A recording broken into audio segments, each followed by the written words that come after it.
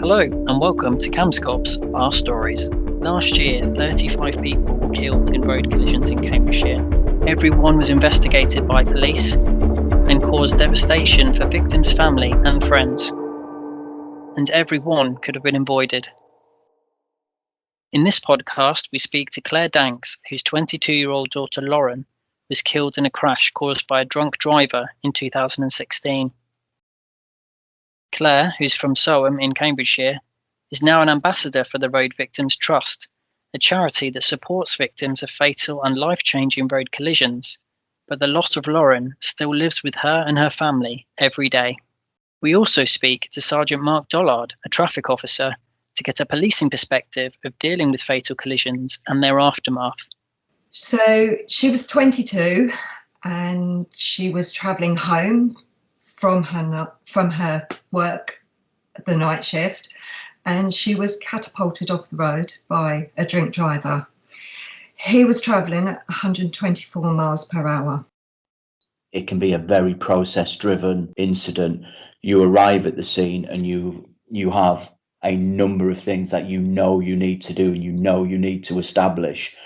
And that almost helps take some of the emotion and the confusion out of a situation by going, right, I need to identify who all the drivers are, who all the witnesses is, who is the victim, who's that victim's family, how do we get to tell them what's gone on, and you almost work your way down through a mental list, and that just helps keep control of a situation for me.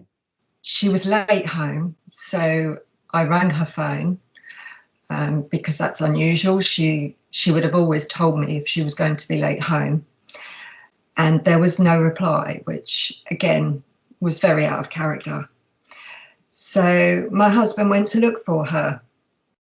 I stayed at home, pacing the floor, just sort of waiting for my husband to call or Lauren to turn up. Obviously, I knew something was wrong because she never did, she wouldn't not answer her phone, or she wouldn't have told me she wasn't going to be, if she was going to be late. Robert, my husband, he then rang and he said that Lauren had been in an accident. On first attendance, the first thing I'll do is I'll just stop and I'll take stock of what can I see going on, give myself just that moment, to compose myself so that I can then be in a position where I can take on all that information, make sure that the scene is secure so that it is safe for everybody to do their work, make sure that it's secure in the fact that we're not losing evidence. Then I will make sure that those that are needing first aid are getting it, that the triage is being done. If ambulance aren't there, then our priority is going to be to give medical assistance where we can, and then the investigation will begin at that point. As I stood there, a police car pulled up and Robert stepped out. I could see by his face, it was just sheer pain. And he had my hands and he said to me, Lauren had been killed. At that point, I'm not really sure. I sort of remember saying, no, not Lauren, not my Lauren. One of our top, if not our top priority, is making sure that family know about the incident, know that a loved one has died. So our priority is identifying that person. It's about finding out who we need to speak to, who is that next of kin, and there's no getting away from it. It is probably one of the hardest jobs in policing, is to tell somebody that their loved one's not coming home. And unfortunately, I've done it more times than I care to remember over the years, and there isn't an easy way of doing it. You can't sugarcoat that message. You you've got to make a judgment call on how you pass that message. And say each and every one's different. There's no set reaction that a family member should react in a certain way. You'll get those that will be very pragmatic and matter of fact and just want to deal with the facts because they realise they've got other family members they need to pass that on to. And then you'll have those that crumple at the door in tears.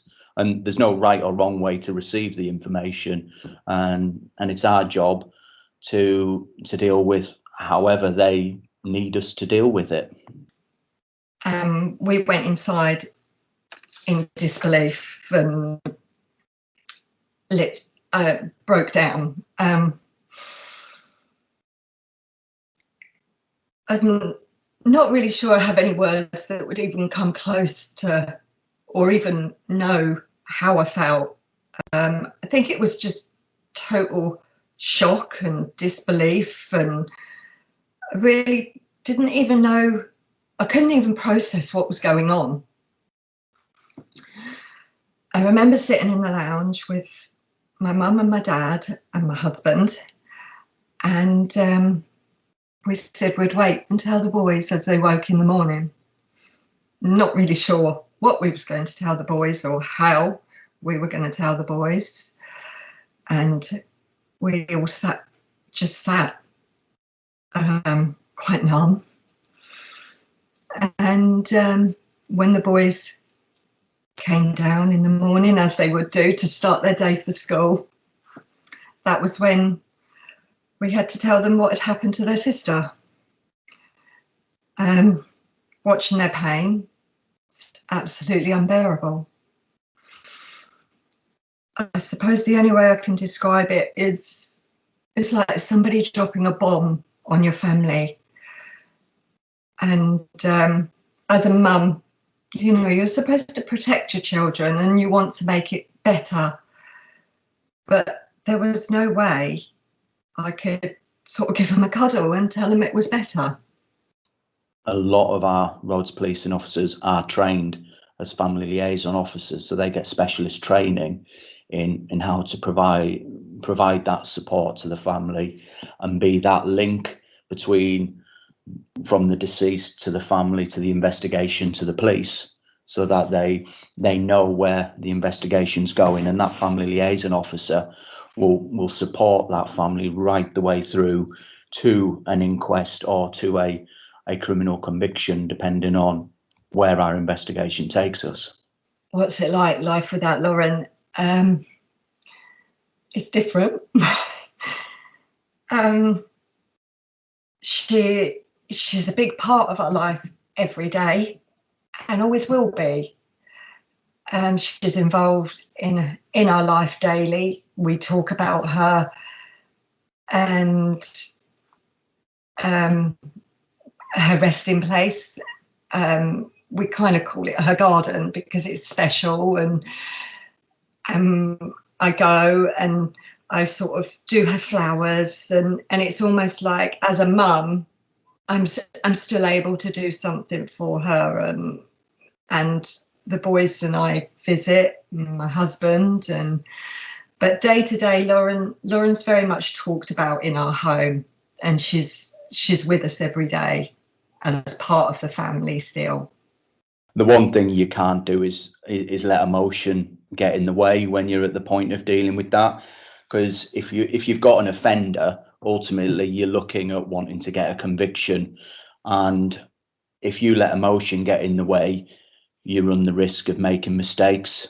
You run the risk of ultimately letting a family down, and then you're not doing your job. Your emotion hasn't helped anyone get justice for their loved one who's died in a crash. So what you've got to do is any anger or frustration you have towards an offender, you've got to park it, put it to one side, and if nothing else, just let it drive you to be even more professional. I do try not to let thoughts of him consume me too much, and I remember him being sentenced to 7 years and thinking that's quite unfair, because in about 3 years he would be out. And how is that even possible when he can come out and just start living his life, and yet we have to live with the heartbreak and pain of not seeing Lauren every day for the rest of our lives? It's one of the best parts of the job, is being able to provide justice for somebody that shouldn't have died. Obviously, that evening, Lauren didn't have a choice. And had she have been given a choice, she had her whole life ahead of her. And she absolutely loved life, and she would choose to be here today. So by you making a choice to get behind a wheel after having a drink, then you could potentially kill someone. I say it's widely reported in the press and through various social media channels. You have what we locally and nationally refer to as the fatal four. So the four main reasons why serious collisions and fatalities and serious injuries happen. The first one of them is speed. Anyone speeding is more likely to crash. And if they do crash, because they're going faster, they are more likely to cause serious harm and serious injury. You have seatbelts. Seatbelts are designed for a reason, and they're designed to minimise the impact of a collision and minimise and reduce your risk of serious injury. You've then got drink and drugs. Everybody should know by now, we've had it for years, that drinking and taking drugs seriously impairs your ability to drive. The fact that we keep having to mention it is quite frankly astounding, but we still come across people who persistently drink drive and drug drive, and when they get involved in crashes, invariably they have very serious consequences. And we have dealt with more than our fair share of people who have been on the wrong end of a fatal collision involving drink or drugs.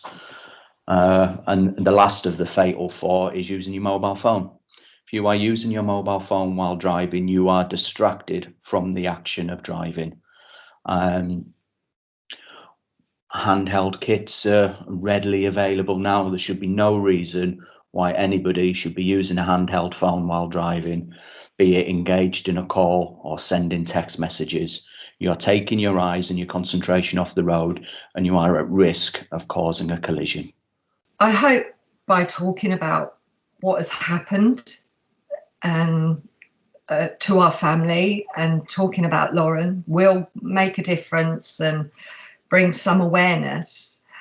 And we've raised a lot of money in Lauren's memory, which again helps us focus and helps us give something back.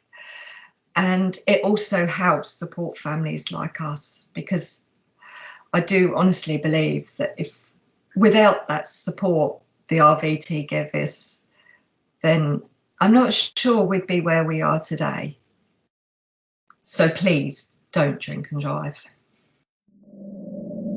Thank you to Sergeant Mark Dollard, and in particular to Claire, for sharing such a life-changing and heartbreaking story. Thank you for listening. Remember to look out for the next episode of Cam's Cops Our Stories on our YouTube channel.